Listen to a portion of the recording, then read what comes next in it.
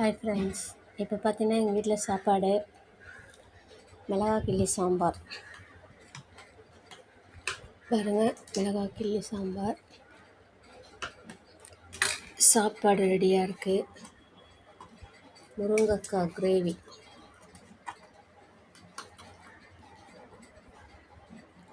பார்த்தீங்களா, முருங்கைக்காய் கிரேவி. இதுதான் எங்கள் வீட்டில் இன்றைக்கி. தயிர் இருக்குது, சிப்ஸு பேக்கெட் இருக்குது, ஊறுகாய் இருக்குது. இவ்வளோதான். இந்த முருங்கைக்காய் எப்படி செய்யணும்னு தெரியுங்களா? வெங்காயம், தக்காளி, இஞ்சி பூண்டு பேஸ்ட்டு, மஞ்சத்தூள், உப்பு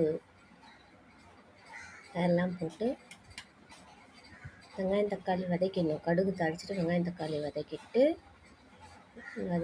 மஞ்சத்தூள், உப்பு, மிளகாத்தூள், முருங்கைக்கீரையை நல்லா எண்ணெயில் வதக்கிடணும் வெங்காயம் தக்காளி கூட. அதுக்கப்புறம் மிளகாத்தூள் போடணும். மிளகாத்தூள் போட்டு கொஞ்சம் தண்ணி ஊற்றி மூடி வச்சுருங்க கிளறி. அப்போ தான் அது வேகும். அந்த முருங்கை வெந்ததுக்கப்புறம் திறந்து விட்டுருங்க. அந்த மிளகா வெடிப்பெல்லாம் போகும். மிளகா வெடிப்பெல்லாம் போனதுக்கப்புறம் தட்டு போட்டு மூடி சிம்மில் வச்சு விட்டுருணும். அப்படியே அந்த தண்ணியெல்லாம் ட்ரை ஆகிட்டு நல்லா அப்படியே தொக்கு மாதிரி கிரேவி நல்லா இருக்கும். சூப்பராக இருக்கும் கிரேவி. பாருங்கள் எப்படி இருக்குது பாருங்கள். இது முருங்கைக்காய் தொக்கே பாருங்கள். இந்த நாட்டு முருங்கைக்காய் தான் நல்லாயிருக்கும். சாதம் வடிச்சிருக்கேன், சாம்பார் வச்சுருக்கேன்.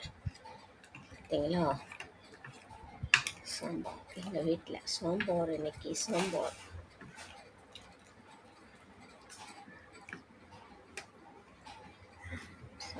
காய் சாம்பார்.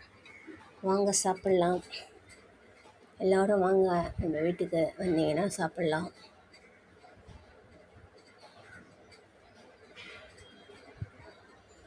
Bye guys. இதை பார்க்குறவங்க எனக்கு கமெண்டில் எப்படி இருக்குன்னு சொல்லுங்கள்.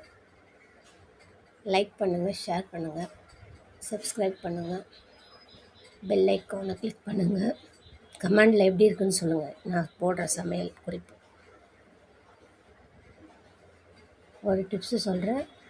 தயிரை நல்லா கடைஞ்சிட்டு தண்ணி ஊற்றிட்டு கொஞ்சோண்டு ஜீரகம் போட்டு நல்லா அடித்து குடிச்சு பாருங்கள். வெயிலுக்கு ரொம்ப நல்லாயிருக்கும். பாய்.